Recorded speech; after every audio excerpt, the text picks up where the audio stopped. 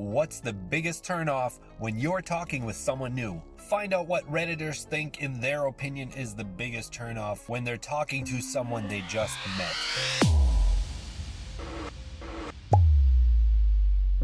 Welcome back to Ask Reddit Mondays on Redditainment, a fun way to explore Reddit.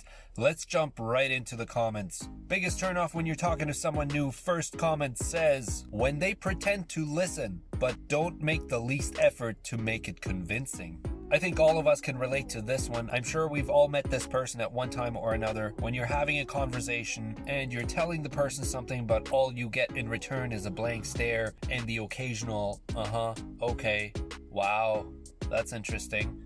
And maybe we've done it ourselves to somebody else. And in a case like this, it's super important to remember that we should always try to listen to understand and not necessarily listen to respond. Someone responds to that and says, people always think that of me until I respond. I get 1,000-yard stare and eyes glazed over while listening. LOL. That's a good point. Just because the other person doesn't look like they're actively listening could just mean that they're just trying to process what you're saying. And based on their appearance, it might seem like they're not actually listening. Don't judge a book by its cover. Next comment says, when they talk at you and don't leave you with an opportunity to speak in between topics. Someone replies to that saying, sometimes followed up with, why are you so quiet? Another good point. Always be aware of how the conversation is split up. Are you doing 90% of the talking? Another Redditor says, when someone pretends to be cool and they make you feel inferior. I think this is a big one. And it just reminds me of the type of person that would go on and brag about stuff that you really couldn't care less about. And they just go on and on and on telling you about how cool they are and what kind of cool things they did. And in the back of your head, you're just thinking, okay, cool story, bro. But really, why are they telling you this? Is it just to make you seem inferior so they can make themselves look better or feel better about themselves? Another person says, you're doing most of the talking and they act as if they couldn't care less. Yeah, maybe. I don't know if I agree with that one. Maybe you are doing too much talking and maybe they couldn't care less.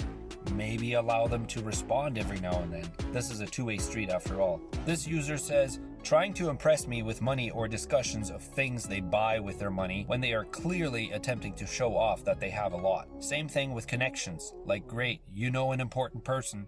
These always seem like thinly veiled attempts to cover up feelings of ineptitude, lack of true friends, or just inferiority complex in general. Really ties back into what the other person said before, but those can be some of the most annoying conversations to have when you just know that that person is going on about something that, you know, they are the only person that really cares about it, and they're talking about things that you really don't have in common, so you can't really relate to them. So you just nod along, kind of like, okay, cool, I can't really relate to that, so I have nothing to reply to that. I have a friend that will constantly interrupt me whenever I'm talking or talk over me.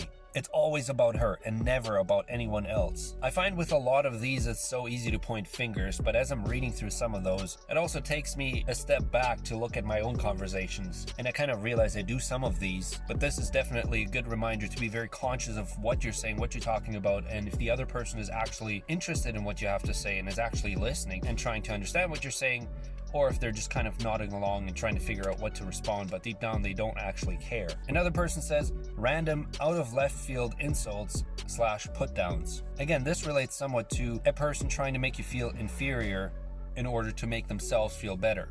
In psychology, that's called projection, and I feel like when you observe someone having a conversation, it's so easy to pick up when people use this defense mechanism of projection because they themselves might have an insecurity about a certain thing, so they will throw an insult or put someone else down about that very thing to make themselves feel better about it. Another commenter says, inability to disconnect from social media for even a short period of time.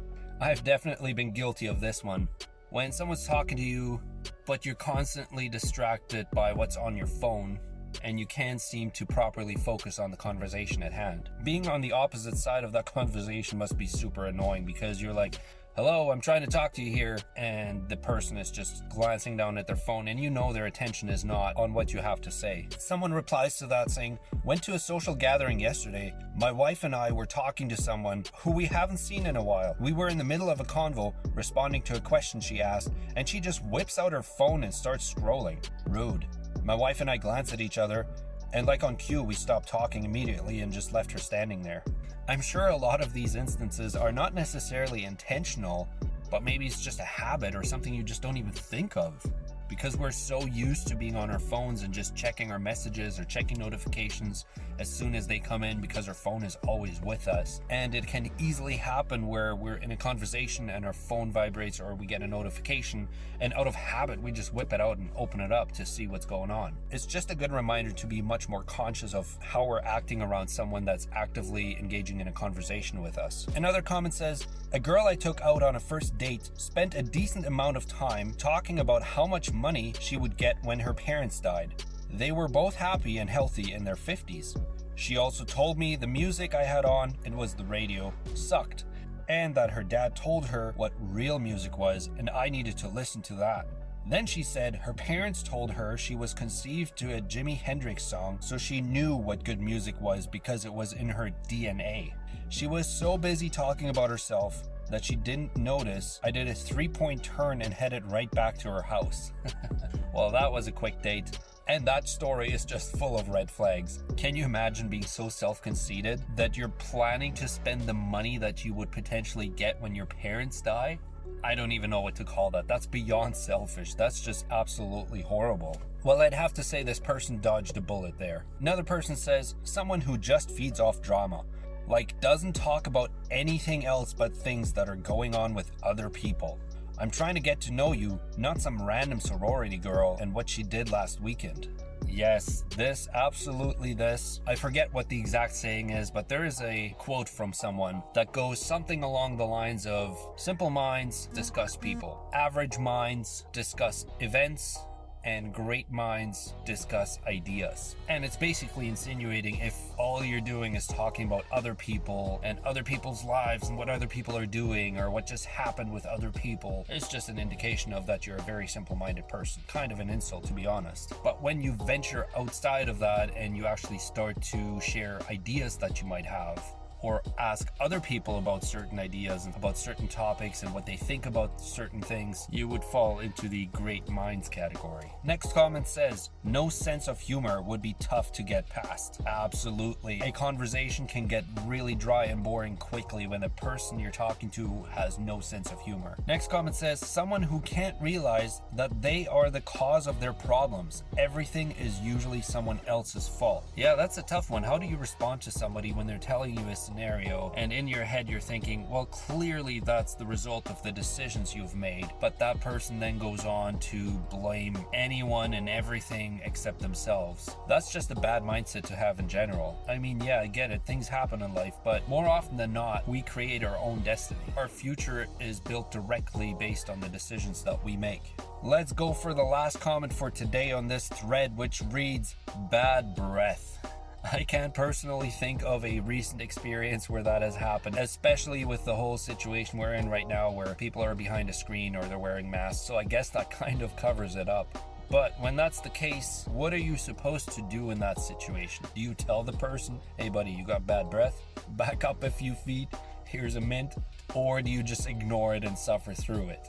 Let me know your thoughts in the comments down below. I guess this was an episode of what not to do when you meet somebody new. But I hope as always you enjoyed the video. If you like this kind of content, give this video a thumbs up. Join the conversation down in the comments. I'll leave links in the description down below if you'd like to read some more of these. But as always, thanks for watching and I'll see you in the next video.